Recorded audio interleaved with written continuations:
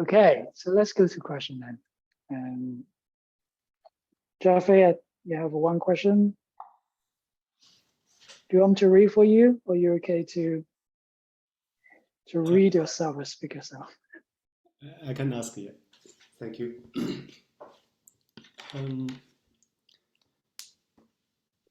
So my question is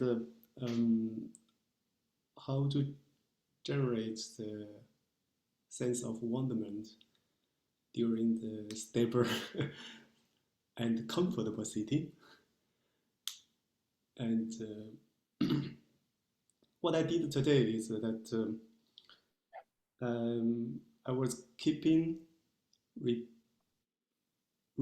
repeat the question part of the Huatou, and some kind of the wonderment from the for the answer side is raising, but I don't know if it's correct. Okay, let me read your question. Read your writing to make it more complete. Yeah. So during a stable sitting and working on Huatou, how to generate sense of wonderment and not working instead of a conceptual side of trying to think of an answer for the Huatou.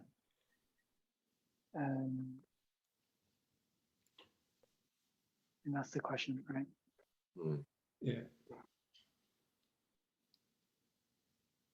When you say that a little bit of wonderment arose on the answer side, what do you mean by that, Jaffe? Yeah. The wonderment on the answer side is how to answer this question. Okay. Yeah. So but since because I read the book that Huatou, we should think of what is before the words. I understood the words is the answer words.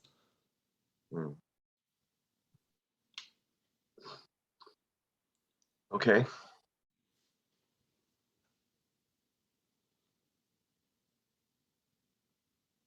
This explanation of what is it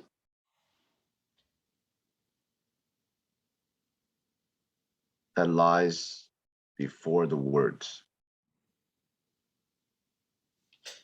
is from Xu Yun, Chan Master Xu Yun, my great-great-grandmaster. Okay. No one else really explained it that way. So he's explaining it literally, like Hua Tou, source of spoken word.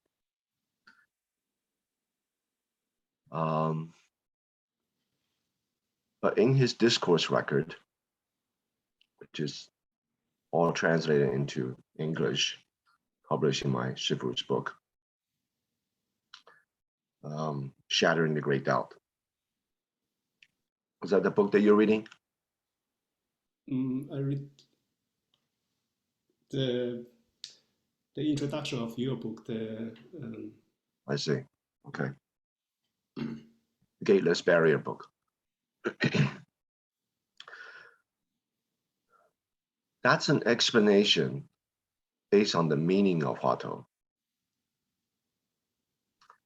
It's not actually how one should use the Huatou, unless the teacher is kind of guiding the students in a particular way, trying to generate the Huatou. But generally speaking,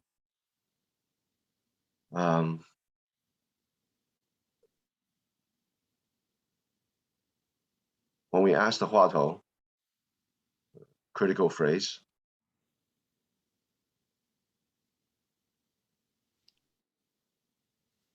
the first phase is just discursive thinking.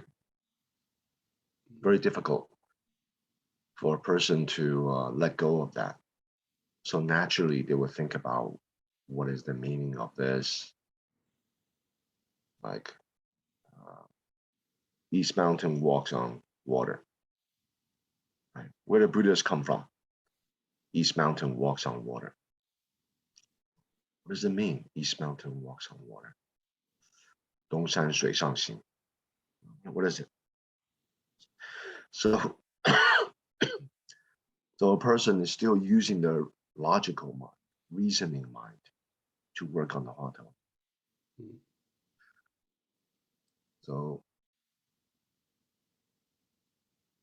that's the first phase. It's possible to generate some Huatou, Tao sensation, but it won't last long. It won't last long.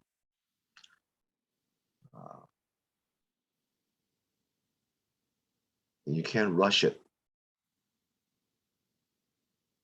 The first phase is kind of important because it serves several functions. First, it's a, we're trying to think through it,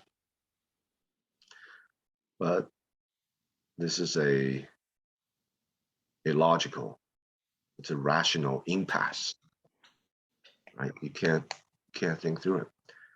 So it would generate some kind of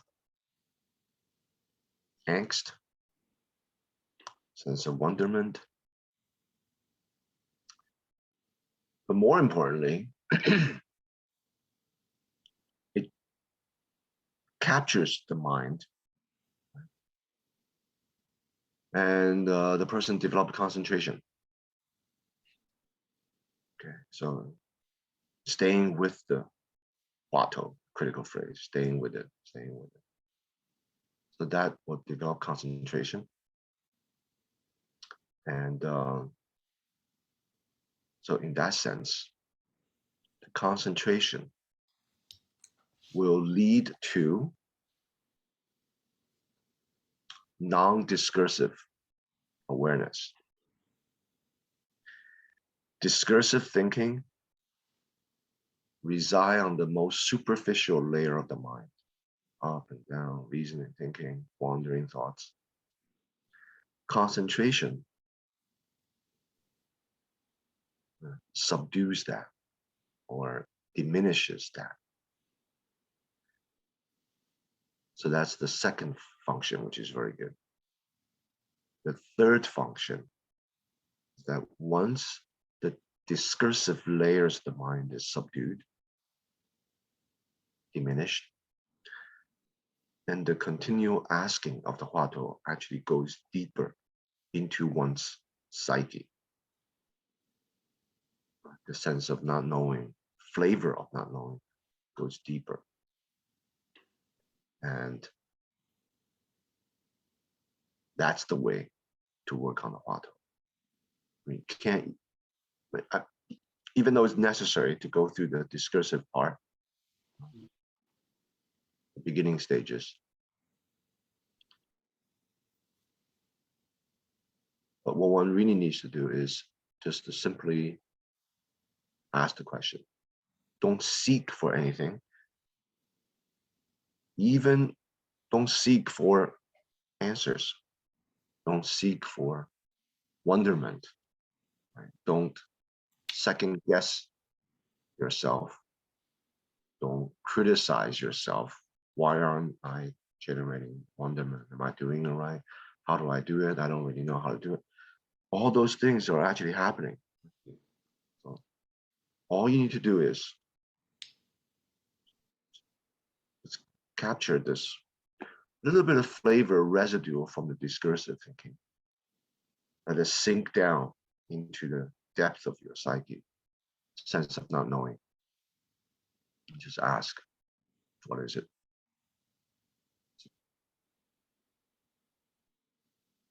Wanting to know, but you don't know. That's all you need. And the mind becomes concentrated, clear, and this little spark of wanting to know, that's sufficient.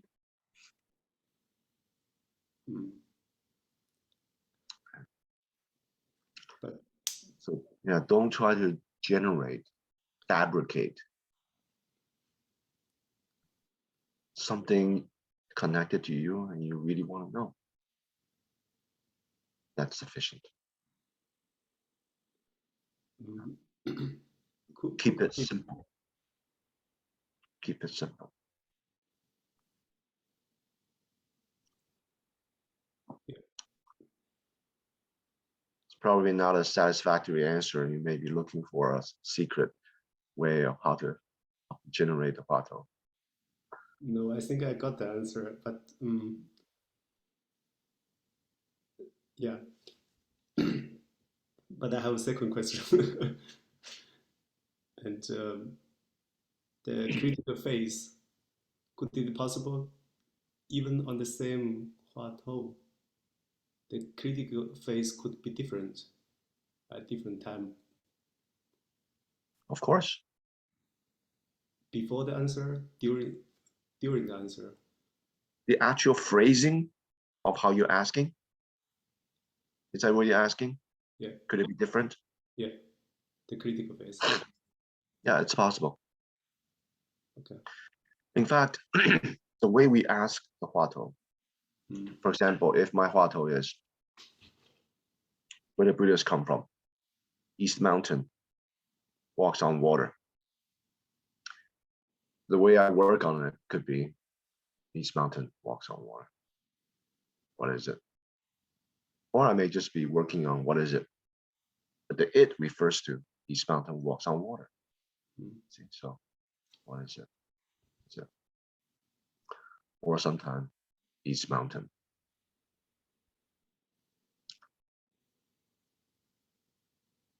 Why does it walk on water? Why are Buddhists from there? See what I'm saying? Where Buddhists come from? East Mountain walks on water. How can East Mountain walk on water? So this is the first phase. You know, you're kind of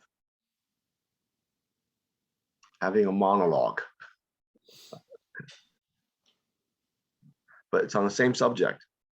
Don't trail off to somewhere else. So just concentrate on that. Yeah. Later on, it may be reduced to just what is it? Or just what? Why? Okay. Okay. Thank you. Thank you. I think I can start from some easy parts here. Okay. So, Guo Gu, can I ask a follow-up question? Yeah. To give a context to Jiafei's question. I encourage Jiafei to submit this question because we had a discussion.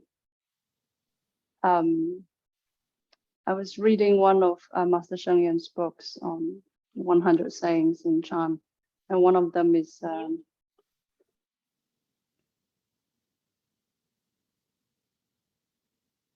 Can't hear. You went silent.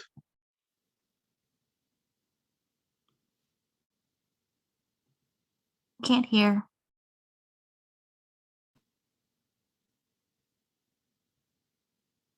Hello. hello, can you hear me? I can hear you now. Can you hear me now? Okay. So I was just trying to, you can't see me now, but you can hear me. Just explaining the context of Jiafei's question. I posted a passage that Master Sheng Yan wrote about East Mountain on water, which was kind of explaining that, you know, this is a phrase that refers to delusion. And Jiafei said that after reading this, my wonderment is gone. I have explained Huatou. So, Yeah. and I said, I'm not sure that's how Huatou works anyway.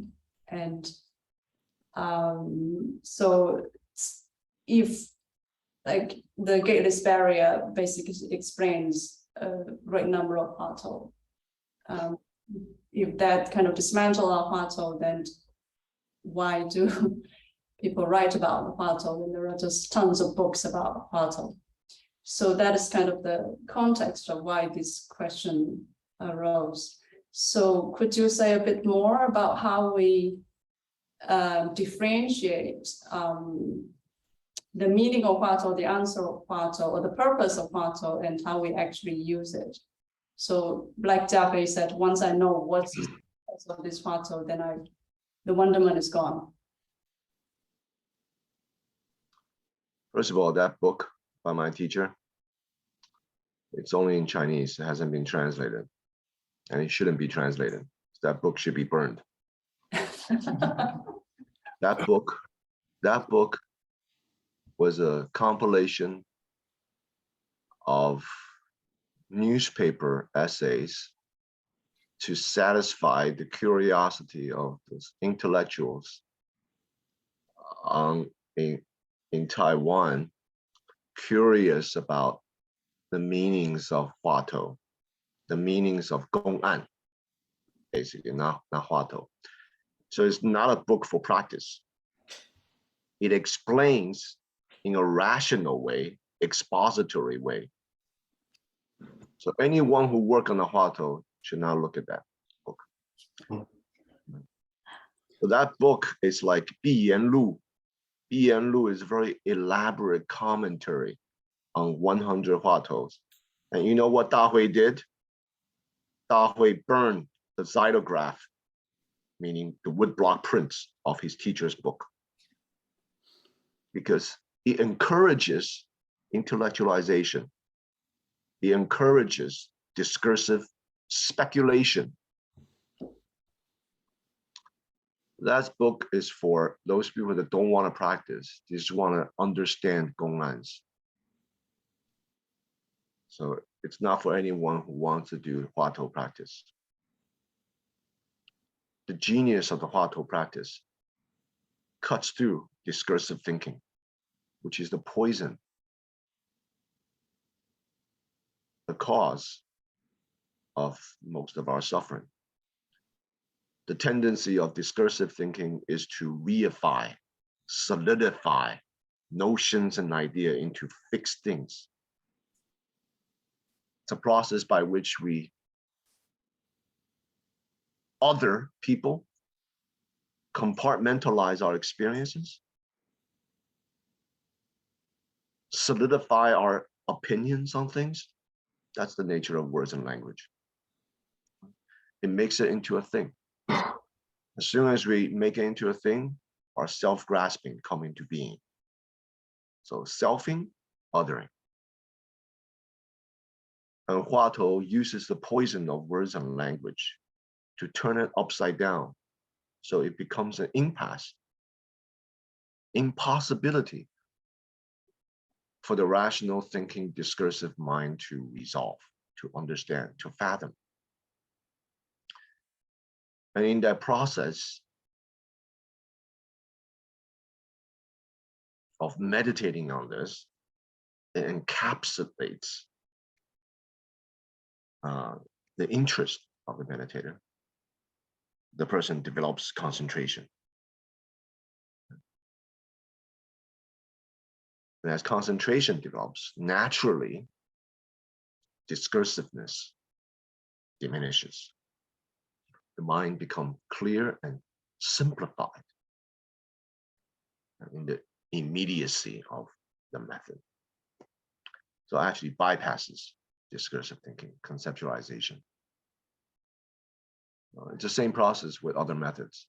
Just like when you use counting the breath, concentrate, when the concentration reaches to be very strong, you cannot generate the abstraction of the next number. Yet there's no wandering thought. The mind is very clear. Let alone generate the abstract thinking of some kind of concept with regard to Gong'an. So yet the sense of wonderment may still be there. It's just a sense of not knowing. That's why I was talking to Jaffe about the different phases. Each one has its place. I still have a residue cough from COVID. So please excuse me. So the genius of the Huatou method turns Gong'ans and all the commentaries on Gong'an, past and present, upside down.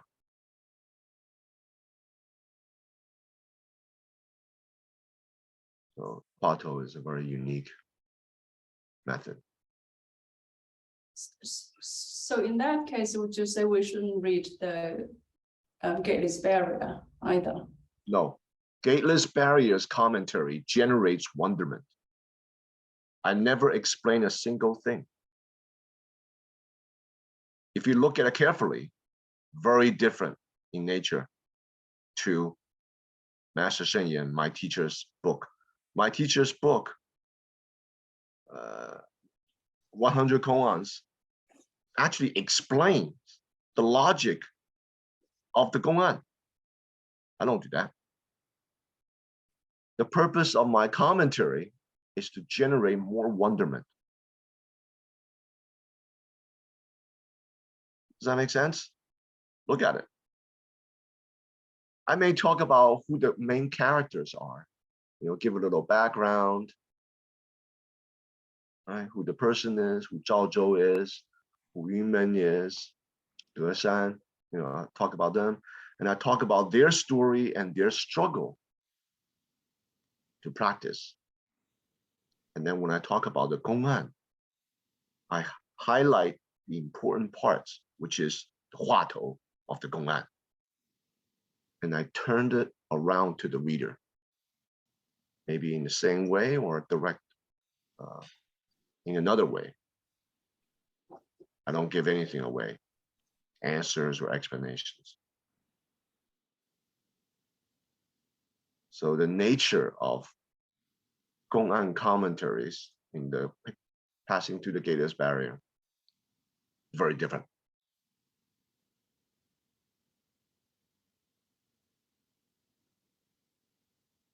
Okay, thank you. Thank you. Tell him to get well soon. Tell him to get well soon. Yeah. We hope you will soon.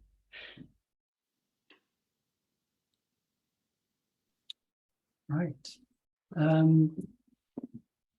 Any other questions? Tell him to get well. Thank you.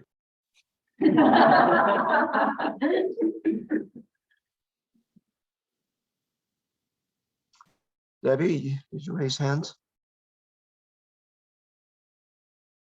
Sorry? Yes, sorry, I haven't done Zoom for about a year, so I'm a bit rusty. It's a kind of general question. I left a Sangha about a year ago after being a member there for probably 7 or 8 years. And in that year, it's been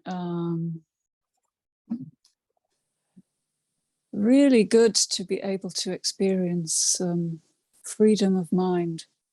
I kind of realized that the view of the Sangha in trying to conform to that, and I guess this is after some Chan experience in a Tibetan Sangha, I realized that it had kind of quite constrained my thinking.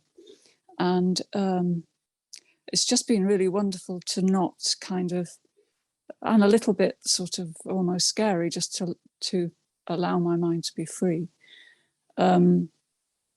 And it's been really good to be able to experience being lonely, to experience kind of a existential feeling, to stand on my own 2 feet, and yeah, just that really. So the question is, because it's been a year now, and I've also been looking after my mother, so it's also been a very rich but quite sort of draining time. But I realize I need the help of a teacher if I am going to honor the teachings I've had so far. But is it possible to have a teacher and still maintain that sense of freedom and kind of standing on my own 2 feet? I don't think it has anything at all to do with respect. It's much more perhaps avoiding a kind of dependence, but also feeling like I have a backbone, you know, because I'm on my own. Yeah. So different forms of Buddhism, different structure for teacher-student relationship, and also different teachers have different styles. But I can say that the purpose of the teacher-student relationship is to allow the student to stand on their own feet. It's not to generate dependence. So it's the quick answer is yes, definitely. Yeah. This is a sign of maturity in practice.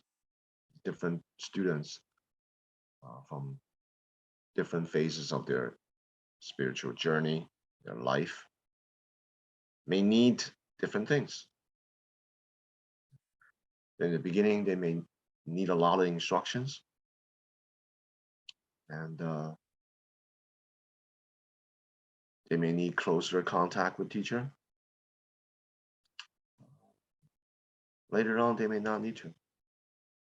The teacher-student relationship, at least in the Chan tradition, is more like friends. Not ordinary friend, but kind of mutual respect friends. And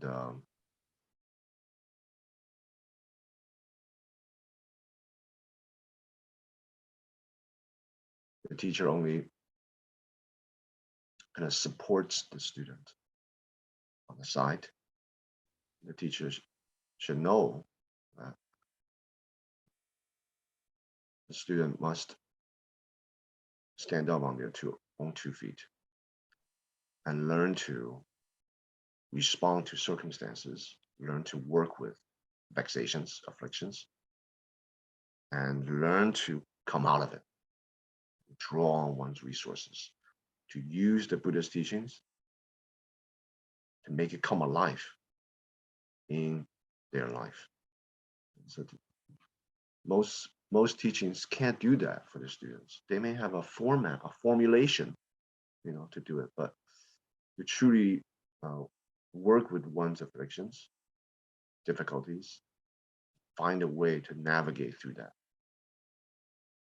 It's up for the students, up to the students.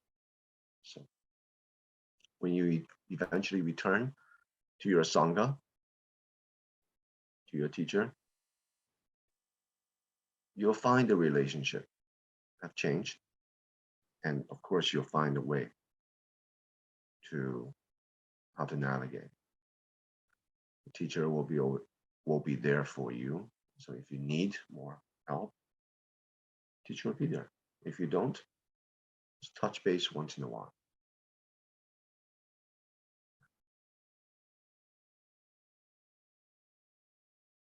Thank you. Thank you. Yeah.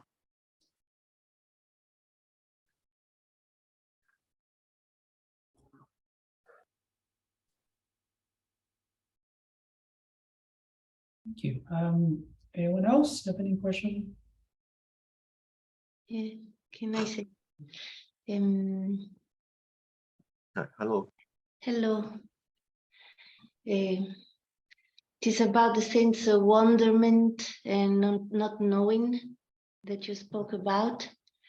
And last time we met, we were discussing about the challenge of meeting somebody and what arises inside. And then you gave advice to me on how to, you said, screw the container, just to be very much in the experience, even if it's very unpleasant, but not trying to restrain or to conceptualize or do anything, no? And I was just, as I was listening, to me, the sense of the Huatou, or the question, which is not solvable, is just in the problem itself. So my question is, can you not use a question, but the question is actually what you're experiencing because you don't really know. And I notice if I bring a sense of curiosity, not knowing, and even enjoyment, even if it's very, very strange or unpleasant, and I don't know how to respond, in the midst of the vexation itself, but in a kind of very silent, and the sense of not knowing came up as a solution in a way, just to be with that in that way. Can this also be a kind of Huatou, using the situation of life itself, which you cannot solve? Because in a way, what I was experiencing in these situations is a sense of uncertainty that I can't grasp anything, I can't. And so this sense of uncertainty becomes the question.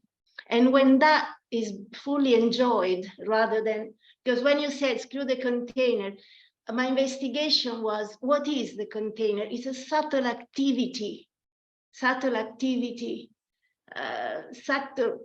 fear of what my response could be, no, shame or blame, all these kind of worldly things. So bringing in all the sense of, I have no idea what's going on. I have no idea what am I going to do, or no idea who this person is, in a way that creates a sense of freedom. And this was very similar, the same.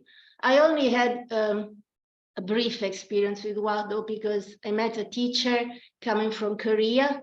And so the question was, what is this?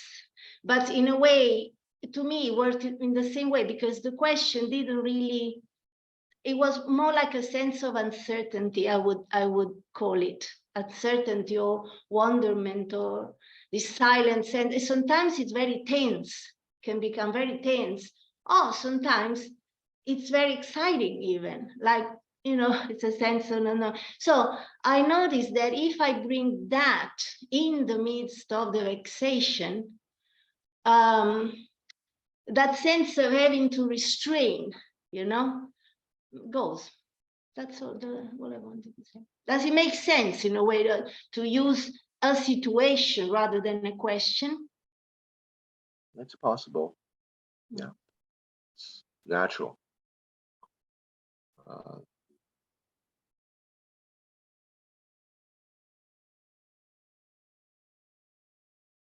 The quick answer is yes. The longer answer is these kind of short openings, they don't really sustain itself. So that's the problem. So the genius of the Huatou method, the core is that sense of uncertainty, wonderment, right? In the midst of whatever we may be experiencing.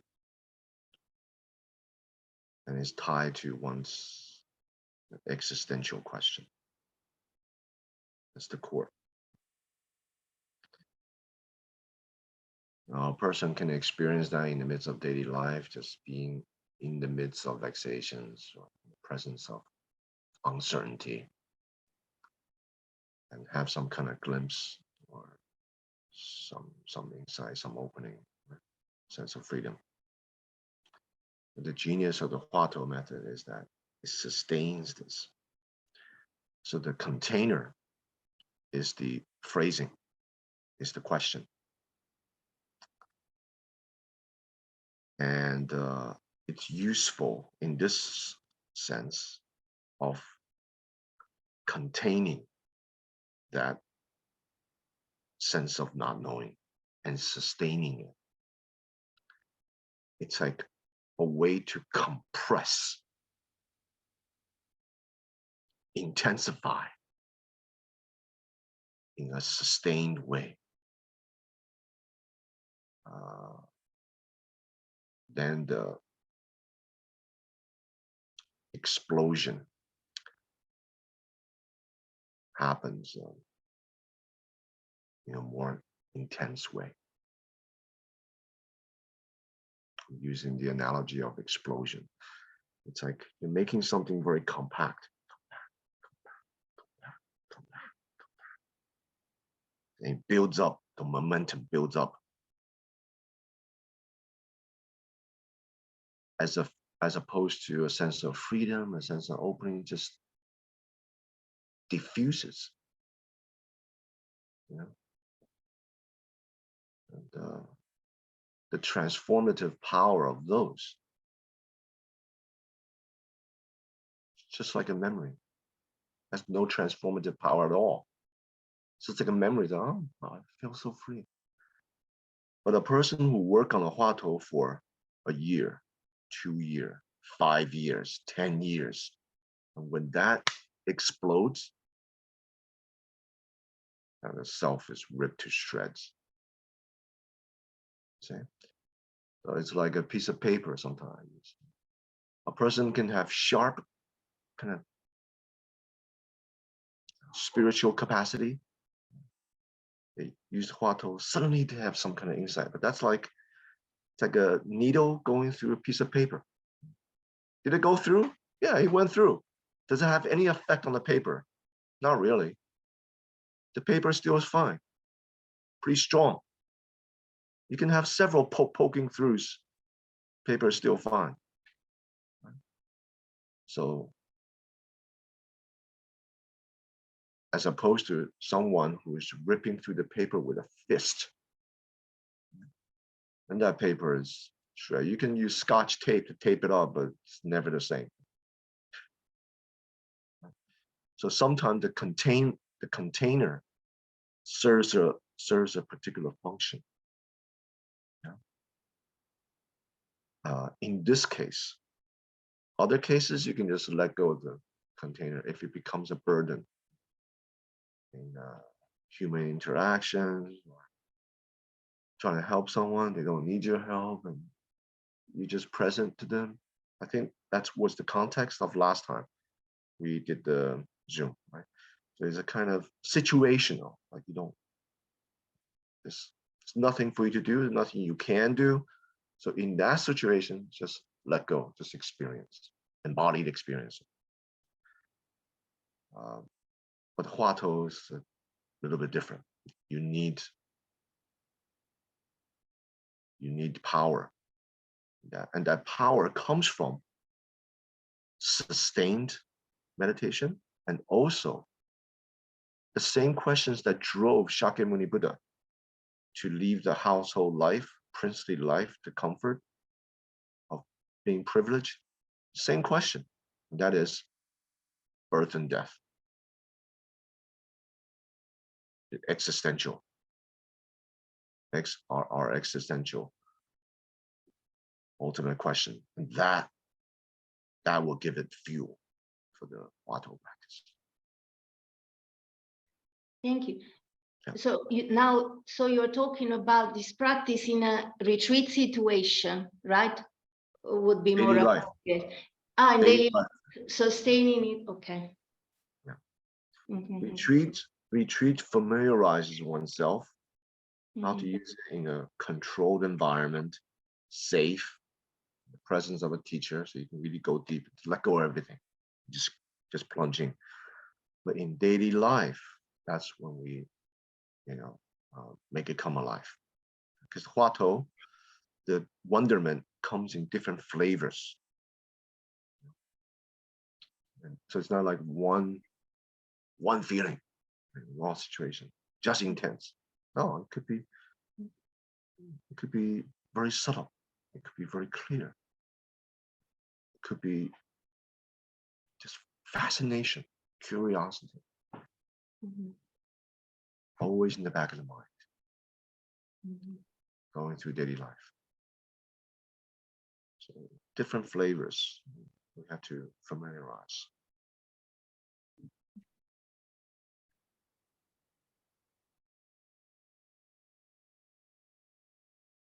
Okay, any other question?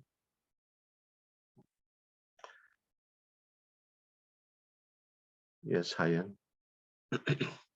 This sounds very exciting and mysterious because I'm a newbie here and I have never read so much about Huatou or Gong'an. And I got somehow what you mean is that since you have this is a phrase. It's so you have to use language to describe it.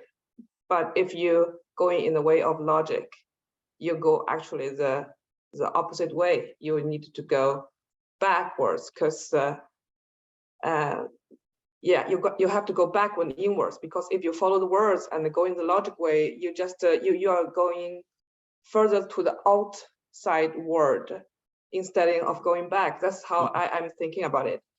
And I got it that as you said, some of the books you should not read about Huatou, because it will serve you the opposite because you have to use your logic to understand it.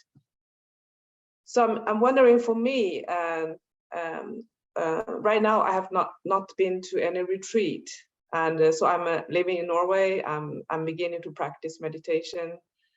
And what kind of advice can you give it to me? What kind of book I can read, or should I begin to think about Huatou, the practice of it, or should I let it just wait? It's best to wait. But now you want to build a solid foundation in meditation. This means, one, learning to be in tune with your body. You actually know how to relax the body, right, to understand how the body affects the breath and how the thoughts changes this condition of your body. Like when you have a wandering thought, you're meditating, have a wandering thought, if you look at the body, some part of the body had tensed up. Definitely. So there's an intimate relationship between thoughts, patterns of thought, and kind of physiological reactions, and vice versa. So build a foundation in understanding that, working with that, learning how to relax into it, and then see the effects of the mind. That's number one. Number two, develop a new relationship with your thinking, thoughts. Most people don't have a relationship. They're just enslaved by thoughts. They think of something bad, sad, start crying. You think of something happy, they just become so excited. So there's no gap. Meanwhile, these thoughts are just results of stimulation from the sensory experience, including the mind. It's just almost as if it has a life of its own.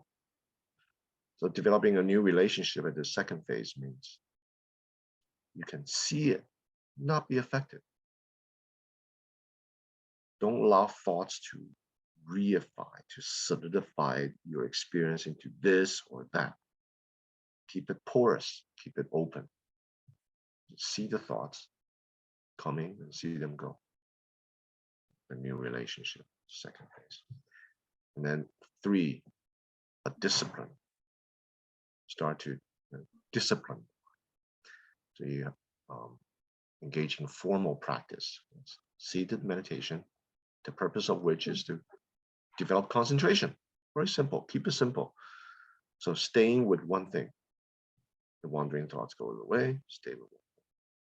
And enjoying learning to be with the method. Don't think of it as an obligation. Think of it as an old friend. Every day you hang out with your method, you allow it to bring you to a safe space, concentrated, clear. Just to do that. And then as for reading, you can read all kinds of books you want. When you develop ideas, some understanding from it, you see it. Okay?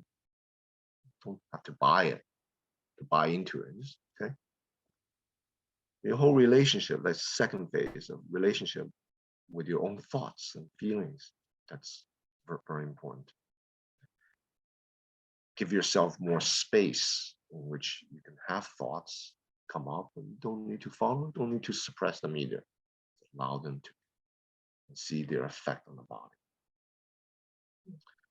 So reading can help us. Read my teachers. If you want to read Chinese, read my teacher's books on Chan. Yes. When he talks about the course of practice, the books on Chan is practice, not explaining the answers to go on. So just how to practice. If you want to read English books, you can read his book, or you can read my book. And then after some time, how long have you been practicing? Like daily, I began to doing sitting meditation 3 or 4 months. Okay. And I think the last 2 months I managed to do a short session both in the morning and in the evening, or before I go to bed. Yeah. So as you said, I'm trying to build up this good relationship with an old friend, feeling like it's really nice when I do feel that every time I look forward to the sitting meditation. Gives me a lot of peace.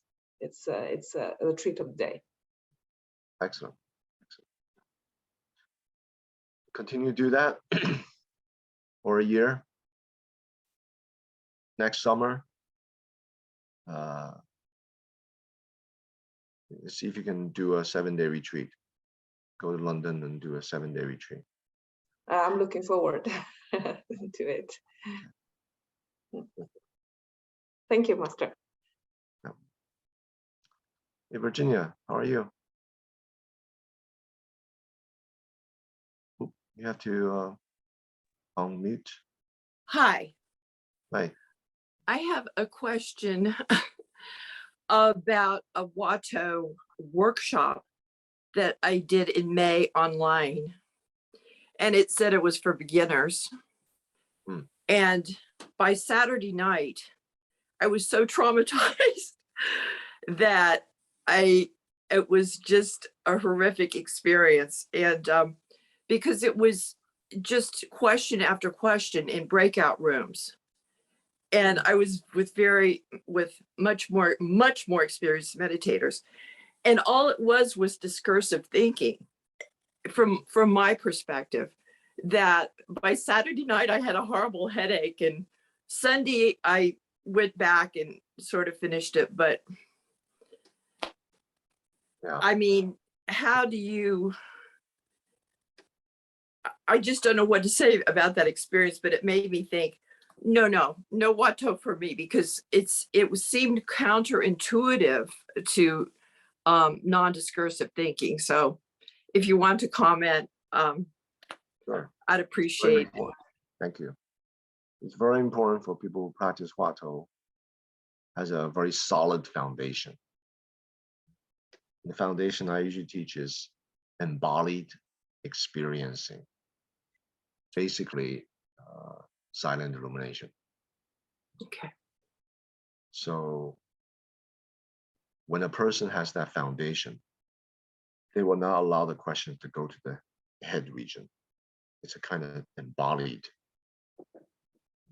It's not like you're asking the question here. It's more like the question is welling up from earth, from the base of your posture. Like, what is it?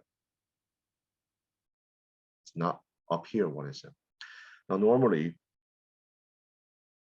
when we think, we automatically go here. It's the habit. When we listen to talks, like right now, when we read books, the tension is always here. So a person has to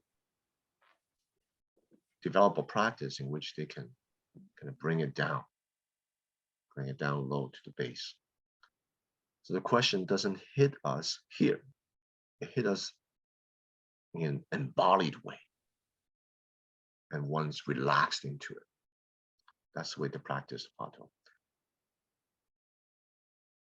So hence the foundation. Very important. Okay. Thank you. You're Thank welcome. you. So for the rest of you, if you find yourself here, that means, okay, bring it down. Bring it down. Relax. And then, Thank you. and then allow the questions to come out from the earth as if it's down here. So there's an element. If I were to explain that, what is it like? What is that like? I would say, even in the questioning, there's a physiological component to it that you're feeling. So that's the way to bring it, the body and mind together. And usually when we think of a question, we forget about the body, we're just here. So you have to feel the relaxed presence of the body, so that when the question emerges, there's a physical component to it, blending to it, and that will ground you. Thank you. Yeah. Okay. Anybody had a question? So I want to ask Huatou. So if I don't practice Huatou actively, it just when it comes in daily practice or during retreat, would that be enough to generate momentum? Yeah, of course. Of course. The most important thing is the ability to relax the body and to embody the method, whatever the method that may be, counting the breath, silent rumination. So to develop the ability to have this bodily component to the method, the bodily presence to the method. So in daily life, whatever the task at hand, your body is right there. Your presence is right there. So you're not wandering. So that itself cultivates samadhi, kind of unified presence of body and mind, oneness. So that itself is the fuel to all the other methods. Okay, so that's what I teach. So on retreats, even the way I teach silent illumination has this wonderment element to it that comes later. But that foundation is important. Does that help? Okay. That goes for everyone too. Usually when we meditate, if you close your eyes, you feel that, you feel your bodily weight is actually here. That means you're using the method well. Whatever concentration you develop will be short-lived if it's up here. You have to be able to bring it down. So you kind of ground.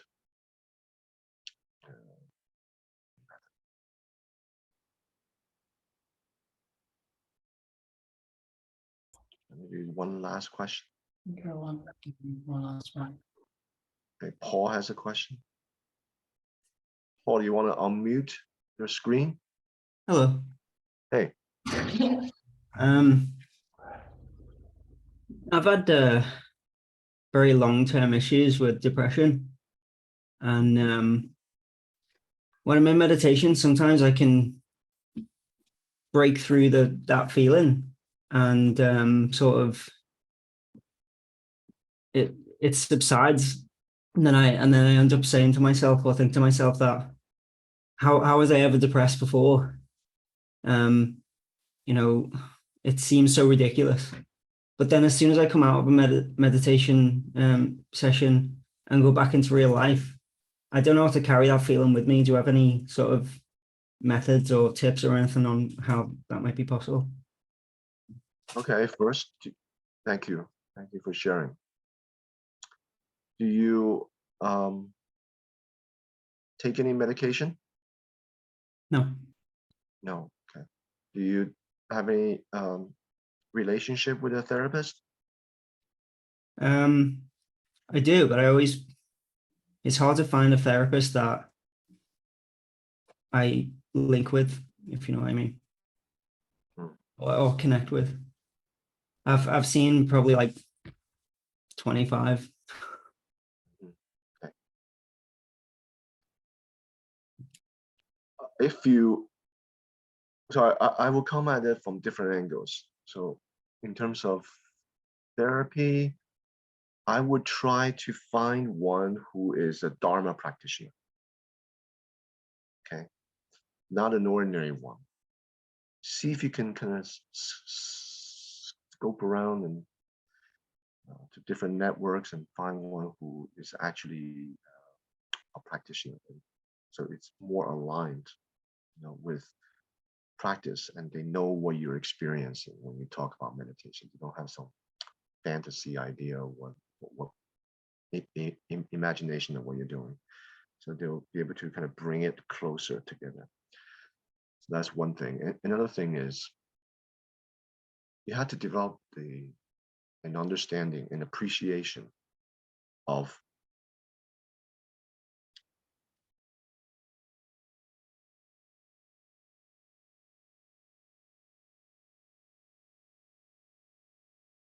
kind of fallacy,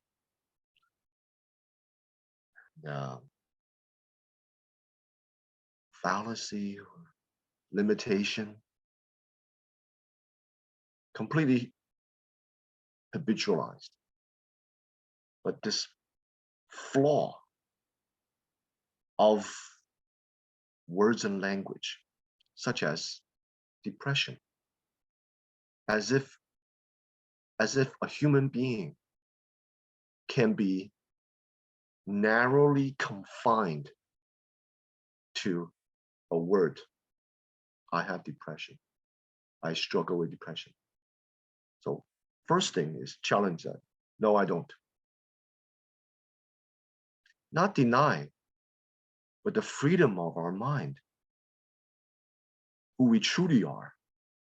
No containers, no labels. You're living proof of that. When you sit in meditation and you go past the discursive mind, the mind that labels words, language, monologue, when you go past that, experiencing a sense of calm, where's depression? Where is anything? It doesn't exist. But here's the catch. And here's the reason why we resort back to that state. When we come out of meditation, we're kind of back into that mode again. Because most people live in the headspace. Habitually, we live through words and language because we are linguistic beings. We're so vested in words and language, we allow it to define us. We allow it to shape us, limit us. So I was saying to Hai Yan just a moment ago, very important very important for meditator to, of course, learn to relax, to tap into the body, but learn to develop a new relationship to words and language. So if you want to give this a try in your daily life, you learn to give yourself a lot of space, just like in sitting meditation. You learn to see the words, the ideas, the notions that you have. You give it a lot of space, just allow it to be, but you're not defined by that. You don't try to suppress it either. You allow it to be, you just watch it fizzle away. Negative feelings, ruminations, self-conscious thoughts. I'm experiencing this. I had this feeling, this mood, or see it.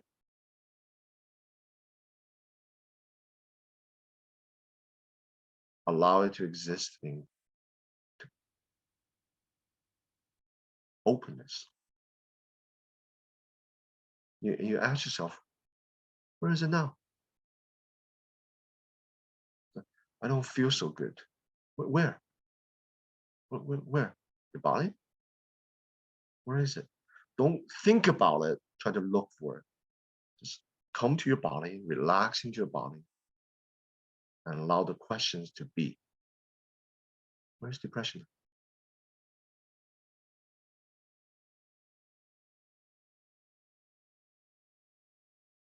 You don't trust the way you label yourself or come to some conclusion. There's no conclusion. Everything's open. Everything changes. One moment we could feel terrible. This is the truth. We can go to the toilet, take a piss, come back out. You don't know what happened. It just feels fine now. Have you had that experience? Yeah. So that shows, where is it? It's just a word. So in sitting meditation, you practice to stay with the method. The reason you're able to go beyond that is because it's like the surface of the ocean, right? All of us, all of our lives, we've been surfing on the surface of the ocean. We learn how to surf up and down, up and down, up and down.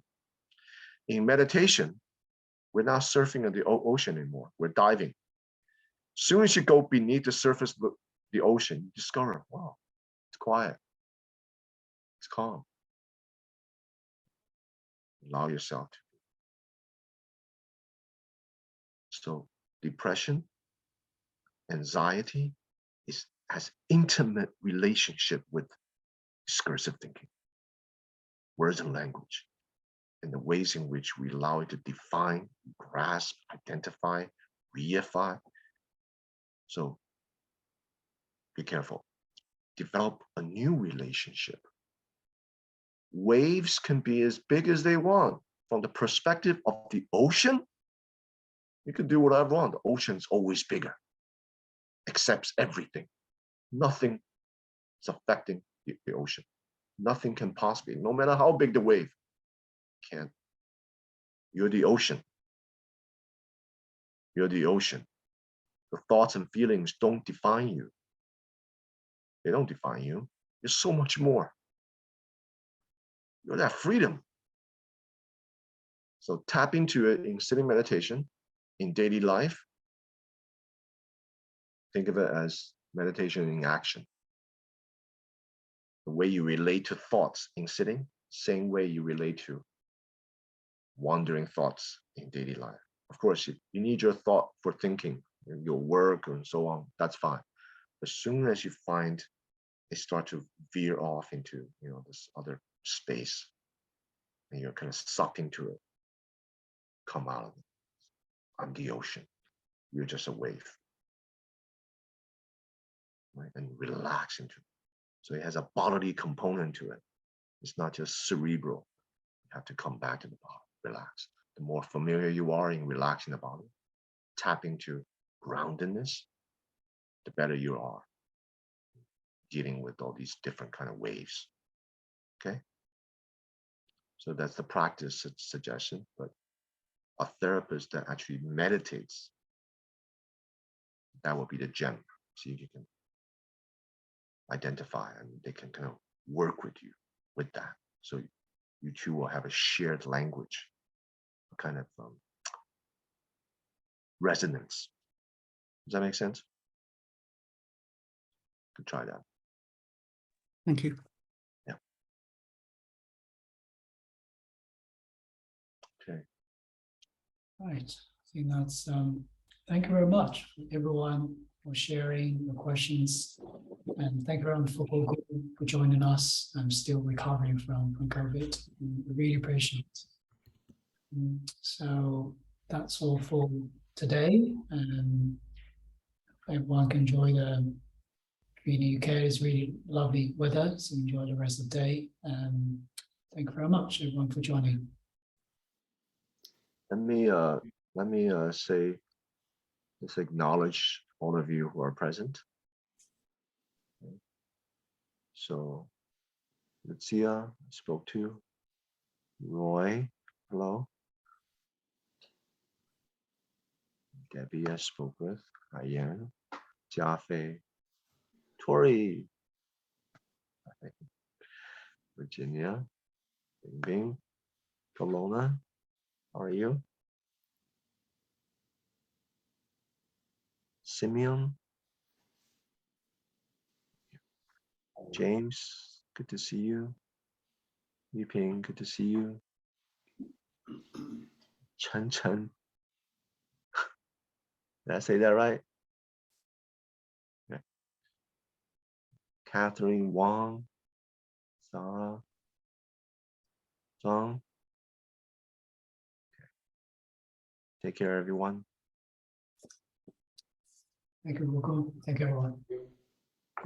Get well soon, Guru. Thanks. Very good answers. Ah, how are you doing? We're well, we're in the sun. You're in that space, right? The retreat